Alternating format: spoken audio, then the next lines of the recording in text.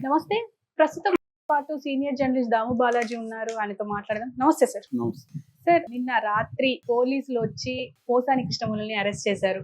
ఆయన అరెస్ట్ చేయడం వెనక పవన్ కళ్యాణ్ ఉన్నారు అని చెప్పేసి అంటున్నారు. అసలు దీని అర్థం ఏముందంటారు సార్? పోసాని కృష్ణమురళి అతను యాక్చువల్గా నేను రాజకీయాల నుంచి విరమించుకుంటున్నానని నవంబర్లో 2024 నవంబర్లో డిక్లేర్ చేశాడు. అందరికి సారీ చెప్పాడు. నా వల్ల ఎవరన్నా బాధపడి ఉంటే జీవితాంతం నేను రాజకీయాల్లోకి రాను, నా కుటుంబంలోనే గడుపుతాను అనేది ఆయన చెప్పారు. అయినా కూడా చాలామంది అనుకున్నారు, ఎందుకంటే అప్పటికే ఆయన మీద దాదాపు 51 కేసులు ఎంతో స్టేట్ వైడ్గా దాదాపు చాలా జిల్లాల్లో ఆయన మీద పెట్టేశారు. సో ఎందుకంటే ఇప్పుడు రెడ్ బుక్ అనేది ఉంటే, రెడ్ బుక్ ఇప్పుడు అందరికీ రెడ్ బుక్ ఉంటుంది. లోకేష్ మాత్రం అనౌన్స్ చేశాడు తప్ప పవన్ కళ్యాణ్ కూడా రెడ్ బుక్ ఉంది. పవన్ కళ్యాణ్ కూడా కొంతమంది వైసీపీ నాయకుల పేర్లు రాసుకున్నారు. సో అందువల్ల పవన్ కళ్యాణ్ కూడా టార్గెట్ పెట్టుకొని వాళ్ళని అరెస్ట్ చేయిస్తున్నాడు అనేది ఒక వార్త అయితే బయటకు వచ్చింది. సో ఎందుకంటే పవన్ కళ్యాణ్ని పోసాని తిట్టినట్టుగా ఇంకెవరు తిట్టుంటారు. చాలా దారుణంగా వ్యక్తిగతంగా వాళ్ళ భార్యల గురించి, పిల్లల గురించి చాలా నీచంగా, అసలు అంటే వినలేని భాషలో ఆయన తిట్టాడు. ఇప్పుడు ఆ వీడియో కూడా వైరల్ అవుతుంది. దానికి ఆయన సమాధానం ఏంటంటే, నన్ను, నా భార్యను, నా పిల్లల్ని కూడా జనసేన వాళ్ళు తిట్టారు, పవన్ కళ్యాణ్ అభిమానులు తిట్టారు, కాబట్టి నేను తిడుతున్నానని ఆయన చెప్పి చేశాడు. అందులో కూడా వాస్తవం ఉంది. జనసేన అభిమానులు కూడా ఎలా తిడతారో అందరికీ తెలుసు. కత్తి మహేష్ లాంటి వాళ్ళని ఎట్లా ఫిజికల్గా కూడా దాడులు చేయడానికి ట్రై చేశారు. యాక్చువల్గా అందరికంటే వరస్ట్ ఎవరంటే జనసేన బ్యాచ్. ఎందుకంటే వాళ్ళు పొలిటికల్ క్యాడర్ కాదు. పవన్ కళ్యాణ్ ఎప్పుడు వాళ్ళని పొలిటికల్ క్యాడర్గా మార్చడానికి కూడా ట్రై చేయాలి. అతనికి కూడా అలాగే అన్రూలీగా ఒక లంపెన్గా ఉంటేనే తనకి బలం అనేది అతని ఐడియా. అందుకని వాళ్ళని పొలిటికలైజ్ చేయలేదు. అందుకని మిగతా అన్ని పార్టీల కంటే వరస్ట్గా ఉండేది ఎవరంటే వాళ్ళే. సో కాకపోతే ఏంటంటే ఇక్కడ ఇప్పుడు గవర్నమెంట్ వాళ్ళది కాబట్టి వాళ్ళు ఏం చేసినా చెల్లుతుంది. సో అలాగే ఇప్పుడు అసలు ఎవరు ఊహించలేదు ఇప్పుడు అరెస్ట్ చేస్తారని. సో ముందు అసలు అరెస్ట్ ఎలా జరిగింది, ఏం సెక్షన్లో పెట్టారు, ఇవి మాట్లాడుకొని అసలు అరెస్ట్ ఈ టైమింగ్ వెరీ ఇంపార్టెంట్ పాలిటిక్స్లో.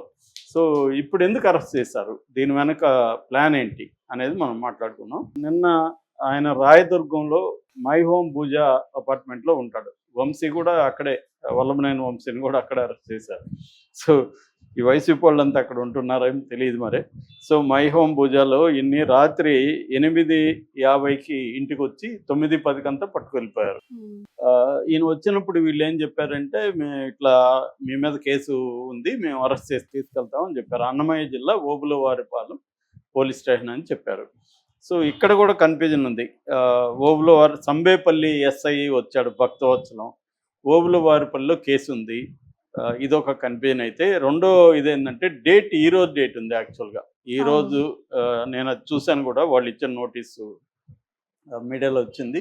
సో ఆ నోటీసులో ఈరోజు డేటు, ఈరోజు టైం ఉంది, 8:45కి ఈరోజు డేట్ ఉంది. ఈరోజు డేట్ వేసి నిన్న ఎలా అరెస్ట్ చేస్తారు అనేది కూడా ఇదే అనమాట. సో ఇవన్నీ కోర్టులో రేపు డిఫెన్స్ అడ్వకేట్లు పెడతారనుకోండి, అది వేరే విషయం. సో మొత్తానికి కేసు ఏంటంటే, అక్కడ జనసేన నేత జోగినేని మణి 2 రోజులకు ముందే కంప్లైంట్ ఇచ్చారు. ఎక్కడ ఈ ఓబులవారిపల్లి పోలీస్ స్టేషన్లో. ఏం కంప్లైంట్ ఇచ్చాడు అతనంటే, ఇతను పవన్ కళ్యాణ్ మీద చాలా దుర్భాషలు ఆడాడు, అట్లాగే సినీ పరిశ్రమలో వివిధ కులాల మధ్య, వర్గాల మధ్య విభేదాలు సృష్టించేట్టుగా మాట్లాడాడు. ఇది అతను ఇచ్చిన కంప్లైంట్. దాన్ని బేస్ చేసుకొని వీళ్ళు ఏం కేసులు పెట్టారంటే, సెక్షన్లు పెట్టారంటే, బిఎన్ఎస్ కింద 196కి పెట్టారు. 196 అనే సెక్షన్ ఏం చెప్తుందంటే, హేట్రెడ్ని సమాజంలో వివిధ వర్గాల మధ్య, కులాల మధ్య, మతాల మధ్య హేట్రెడ్ని పెంచే విధంగా ప్రవర్తించినా, పోస్టులు పెట్టినా, మాట్లాడినా ఈ సెక్షన్ వర్తిస్తుంది. సో ఈయన అలా చేశాడు అనేది నెంబర్ 1. నెంబర్ 2, 353(2). 353లో మళ్ళీ సబ్సెక్షన్లు ఉంటాయి కదా, అలాగా సబ్సెక్షన్ 2 పెట్టారు. ఇది కూడా బెయిలబులే. ఫస్ట్ది కూడా bailable and non Cognizant. Non Cognizant తేడా ఏంటంటే, కాగ్నిజెంట్ అంటే కోర్టు పర్మిషన్ లేకుండా ఎవరినైనా అరెస్ట్ చేయొచ్చు, వారెంట్ అవసరం లేదు. కాగ్నిజెంట్ సెక్షన్ అయితే సో ఇది నాన్ కాగ్నిజెంట్, అంటే కోర్టు పర్మిషన్ ఉండాలి ఈ సెక్షన్లకి, ఈ 2 సెక్షన్లకి 196, 353 సబ్సెక్షన్ 2. మామూలుగా సబ్సెక్షన్ 1 అయితే నాన్ బెయిలబుల్, కానీ వీళ్ళు 2 పెట్టారు. ఈ సెక్షన్ ఏం చెప్తుందంటే ఫాల్స్ మిస్లీడింగ్ ఇన్ఫర్మేషన్ ఇచ్చి పబ్లిక్ని ఫాల్స్గా అలారం చేయడం. అంటే ఫర్ ఎగ్జాంపుల్ ఎయిర్పోర్ట్లో బాంబు ఉందని చెప్పి ఎవరైనా చెప్తే ఈ సెక్షన్ వర్తిస్తుంది. ఫాల్స్గా అలారం ఇవ్వడం పబ్లిక్ని, ఇది ఈ సెక్షన్. ఈయన ఏమి ఇచ్చడం మరి తెలియదు. ఇంకోటి అయితే ఇంకా ఘోరమైన సెక్షన్ పెట్టారు. అసలు సెక్షన్ ఈ సెక్షనే ఇంపార్టెంట్. అదేంటంటే 111 రెడ్ విత్ 3 సబ్సెక్షన్ 5. ఇదేంటంటే ఆర్గనైజ్డ్ క్రైమ్ చేసే వాళ్ళకి ఇది వర్తిస్తుంది. మరి ఈయన ఏ ఆర్గనైజ్డ్ క్రైమ్ సిండికేట్లో మెంబర్ అయితే ఈ సెక్షన్ వర్తిస్తుంది. లేదు ఆర్గనైజ్డ్ క్రైమ్ సిండికేట్లో మెంబర్కి ఈయన దాని ఏమంటారు దాచిపెట్టుండి concealing someone involved in the organized crime gangs, అట్లా ఎవరినన్నా దాచిపెట్టున్నా ఈ సెక్షన్ కిందకు వస్తారు. అట్లాగే ఆర్గనైజ్డ్ క్రైమ్ ద్వారా డబ్బులు ఏమన్నా సంపాదించి ఆ డబ్బులు ఈయనకి వచ్చుంటే కూడా ఈ సెక్షన్ వర్తిస్తుంది. ఈ సెక్షన్ ప్రధానం అనమాట. ఎందుకంటే ఇది నాన్ బెయిలబుల్, కాగ్నిజబుల్ అంటే ఇందాక చెప్పినట్టుగా కోర్టు వారెంట్ అవసరం లేదు. సో ఈ సెక్షన్ ఈయన మీద పెట్టారనమాట. ఇది పెట్టడంలో ఉద్దేశం ఏమంటే నోటీస్ లేకుండా అరెస్ట్ చేసేయచ్చు వెళ్ళి, నాన్ బెయిలబుల్ అండ్ కాగ్నిజబుల్ కాబట్టి దీనికి మినిమం 3 ఏళ్ళు, మ్యాక్సిమం లైఫ్ వరకు కూడా పడుతుంది, యావజ్జీవ శిక్ష, మినిమం 3 ఏళ్ళు. ఇది కానీ ప్రూవ్ అయితే ఇది పెట్టారు. నిజానికి ఇది ఏ రకంగానూ ఈయనకి వర్తించదు. పై 2 అంటే వర్తించవచ్చు, పై 2ల్లో కూడా ఫాల్స్ అలారం వర్తించదు. ఫస్ట్ 196 మాత్రమే వర్తిస్తుంది. ఈయన విభేదాలు రేకెత్తేజంగా మాట్లాడుతాం, అది మనందరి మీద పెట్టేయచ్చు ఈ సెక్షన్. ఎందుకంటే అది విభేదాలు వచ్చాయా, ఏమొచ్చాయి, ఇవన్నీ ఏమి లేవు కదా. మన మాటలు విభేదాలు కలిగించే విధంగా ఉన్నాయి. ఇప్పుడు మనం ఒక సెక్షన్ని విమర్శిస్తాం ఒక కాంటెక్స్లో, వాళ్ళు వచ్చి విభేదాలు పెట్టే విధంగా ఇతను మాట్లాడుతున్నాడు అని అందరు జర్నలిస్టుల మీద, ఫేస్బుక్లో ఉండి పోస్టుల మీద, అందరి మీద ఈ సెక్షన్లు పెట్టచ్చు వాళ్ళు అనుకుంటే. సో ఇదే బేసిక్గా ఆయన మీద పెట్టింది. అంటే ఆయన్ని వీళ్ళు అరెస్ట్ చేయాలని డిసైడ్ అయ్యారు 2 రోజుల ముందు. నిజానికి ఈయన మీద 50 కేసులు ఉన్నాయన్నాను కదా, ఆ కేసులో దేంట్లో అరెస్ట్ చేయలే. అది కూడా ఇప్పుడు ఒక ప్యాటర్న్కి తెరలేపింది తెలుగుదేశం కూటమి ప్రభుత్వం. ఏంటంటే నేను మిమ్మల్ని తిట్టాననుకో మీరు కేసు పెట్టరు, అతను పెడతాడు కేసు. అతనికి ఏం సంబంధమో తెలియదు. అలాగా ఎవరో సంబంధం లేని వాళ్ళు కేసులు పెడతారనమాట. రామ్ గోపాల్ మీద కూడా ఇలాంటివే ఉన్నాయి. ఆయన తిట్టింది కానీ అబ్యూజ్ చేసింది కానీ ఎవరిని, చంద్రబాబు, పవన్ కళ్యాణ్ అండ్ లోకేష్ కదా, వాళ్ళు పెట్టరు. ఎవరో పుల్లయ్య, ఎల్లయ్య, ఇంకొక ఎక్స్ అక్కడ నేను హర్ట్ అయ్యానని పెడతాడు. సో అసలు ఏం సంబంధమో తెలియదు. ఆర్జీవి అదే అడిగాడు, అతనికి ఏం సంబంధం, అసలు ఎవరు అతను. కోర్టులు కూడా ఎలాగుంటాయి కోర్టులు, అందుకనే ఆ మధ్య ఏదో కళ్ళకి గంతలు ఇప్పారు సుప్రీంకోర్టులు అని చెప్పారు. అది కళ్ళకి సుప్రీంకోర్టులు కాదు, ప్రతి జడ్జి కళ్ళకి గంతలు ఇప్పుకోవాలి. ఎందుకంటే ఇప్పుడు ఈ లాస్ట్ సెక్షన్ ఇతనికి వర్తిస్తుందా లేదో చూడకుండా అసలు అరెస్ట్ చెల్లదని చెప్పాలి నిజానికైతే. ఎందుకంటే ఈ సెక్షన్ ఇతను ఆర్గనైజ్డ్ క్రైమ్లో ఉన్నట్టు మీ దగ్గర ప్రైమ్ ఆఫ్ ఫేస్ ఎవిడెన్స్ ఏముంది అని అడగాలి జడ్జి.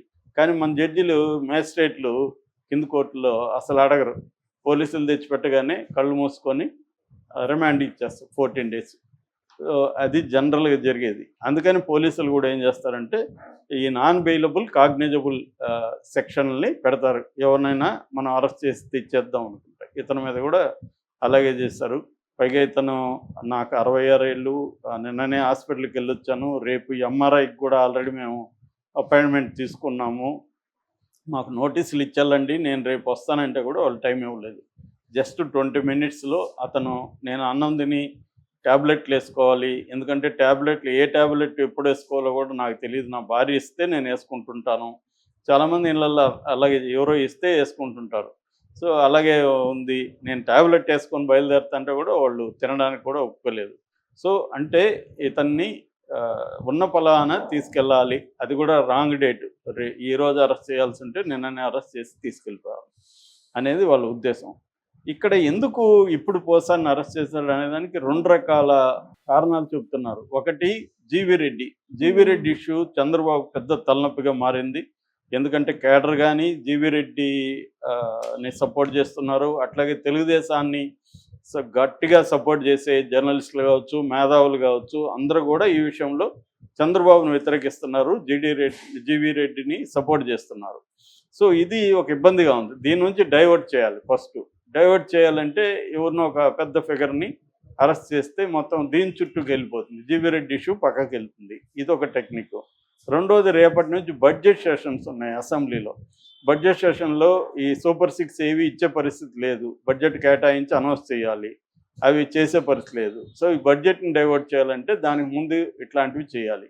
ఇది ఈ ప్రభుత్వం వచ్చినప్పటి నుంచి ఎవ్రీ మంత్ మనం గమనిస్తే ఒక డైవర్షన్ మనకు కనబడుతూ ఉంటుంది. లడ్డు కావచ్చు, కాకినాడ ఇది కావచ్చు, ఏదో ఒకటి వరదలప్పుడు గొడవలు కావచ్చు, రకరకాలుగా డైవర్షన్ అనేది జగన్ ప్రభుత్వంలోనూ చాలా డైవర్షన్ పాలిటిక్స్ ఉన్నాయి. సో ఇప్పుడు పొలిటికల్ పార్టీలు చేసే ఒక మెథడ్లు ఏంటంటే డైవర్ట్ చేయడం, పబ్లిక్ అటెన్షన్ని తమ సమస్యల నుంచి డైవర్ట్ చేయాలంటే ఇంకేదో ఒక ఇష్యూని క్రియేట్ చేయడం. అందులో భాగంగా ఇతను అరెస్ట్ చేసినట్టుగా అర్థమవుతుంది. ఇది పోసాని దారుణంగా మాట్లాడడం వాస్తవమే, కానీ దానికి వీళ్ళు ఎంచుకున్న పద్ధతి ఇదంతా కూడా అన్కాన్స్టిట్యూషనల్గా ఉంది. అసలు నేను ఇందాక చెప్పిన సెక్షన్ వర్తించదు. మామూలుగా అయితే దానికి లీగల్ నోటీసులు ఇవ్వాలి. ఇంతకంటే పోసానిలాగా మాట్లాడేవాళ్ళు తెలుగుదేశంలో ఉన్నారు, జనసేనలో ఇంకా ఎక్కువ ఉన్నారు, వైసీపీలో కూడా ఉన్నారు. సో అన్ని పార్టీల్లో ఉన్నారు. ఈ సెక్షన్లో పెట్టాలంటే రీసెంట్గా పవన్ కళ్యాణ్ మీద పెట్టాలి 196, 353. ఎందుకంటే క్రిస్టియన్స్ హాస్పిటల్లోకి వెళ్ళి వైద్యం అందని వాళ్ళంతా వాళ్ళు హెల్ప్ చేసి వాళ్ళ దీంట్లోకి చేర్చుకుంటున్నారు అన్నాడు. ఆయన దగ్గర ఏ ఆధారాలు లేవు. అంతకుముందు 33,000 మంది మహిళల్ని దీనికి చేర్చారన్నాడు. ఆయన కదా రాంగ్ సమాచారం ఇచ్చి ప్రజల్లో గందరగోళం క్రియేట్ చేసి 5 సెక్షన్లు 2 సెక్షన్లు ఆయనకు వర్తిస్తాయి, మరి ఆయన మీద కూడా పెట్టాలి. ఇలాగా అందరూ ప్రతి పొలిటికల్ పార్టీలో ఈ సెక్షన్లకి సూట్ అయ్యే వాళ్ళు అందరూ ఉంటారు.